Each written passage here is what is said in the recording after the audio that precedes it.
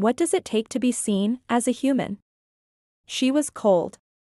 Hungry. Alone.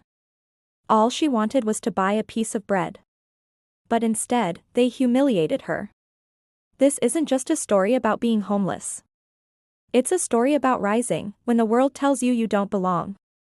Have you ever judged someone by how they looked, without knowing their story? Subscribe now to Skin Deep Stories, where we reveal the truth beneath the surface. Now, let's begin. 17-year-old Anaya Davis stood outside of Maple Mart, a small convenience store in the heart of town.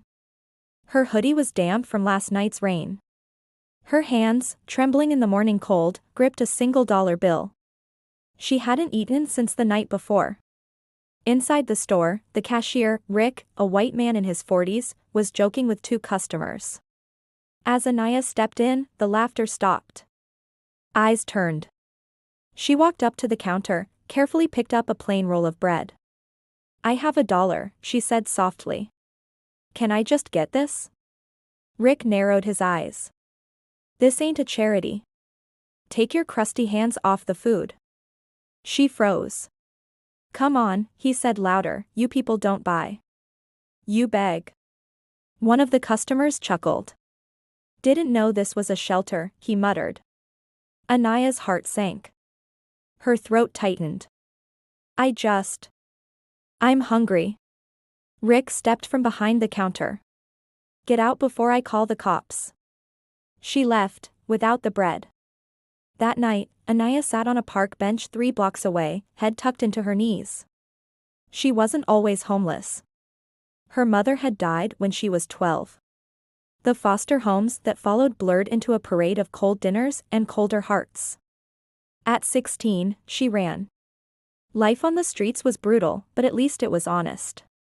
She spent her days reading in the public library, washing up in the bathroom, dreaming about one thing: to become a writer. To tell stories that made people feel again. She kept a tattered notebook in her bag, and each night under the streetlights, she scribbled chapters of her life. Chapter 17: Humiliation in Maple Mart. The next morning, as she sat by the same bench, a black woman in her 30s approached with 2 cups of coffee. "You looked like you could use this," the woman said. Anaya blinked. "I'm Kayla. I used to sleep here too." They talked for hours. Kayla had once been homeless. Now, she ran a small community blog. She told Anaya something that stuck: "You've got pain, and that means you've got power." Anaya showed Kayla her notebook. The woman flipped through the scribbles, the messy handwriting, and paused. "This isn't just a journal," she whispered. "This is a story." 3 days later, Kayla uploaded a blog post titled, "I was refused bread because I was black and poor, but I'm still here." She tagged it, #AnayaSpeaks. Within 24 hours, it went viral. Thousands of people shared the story: activists, influencers, teachers, even celebrities. This is why we need to talk about poverty and race. Maple Mart should be ashamed. Where can we support this young girl? By the weekend, the mayor's office released a statement. Maple Mart was forced to issue a public apology. Rick was fired. But something bigger happened. A well-known children's publisher reached out to Kayla. Would Anaya be interested in turning her notebook into a memoir? 1 month later, Anaya sat in a warm apartment Kayla helped her secure through a city youth program. She had clean clothes, hot meals, and a contract. Title: Invisible, the girl they refused to see. She stared at the pages of her notebook, raw, angry, beautiful. She cried as she typed. Not from pain, but from knowing someone, finally, was listening. At the book launch 6 months later, Anaya read a passage to a full room. Rick, the former Maple Mart cashier, watched silently from the back, now a volunteer at a local food pantry, forced into reflection after being publicly shamed. But as the event ended, a woman approached Anaya, tears in her eyes.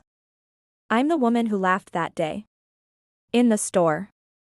I was one of them," she trembled. "I never forgot the look in your eyes. I needed to say, I'm sorry." Anaya looked at her, truly looked. "I wrote this story so I could forgive people like you. The crowd was silent. Then someone began to clap. And another. That moment wasn't about shame. It was about change. They pushed her out because of how she looked. But they didn't know who she was. Anaya was never powerless. She just needed one person to believe in her voice. Would you have treated her differently? Tell us in the comments. And if this story moved you, please subscribe to Skin Deep Stories, where we turn pain into power.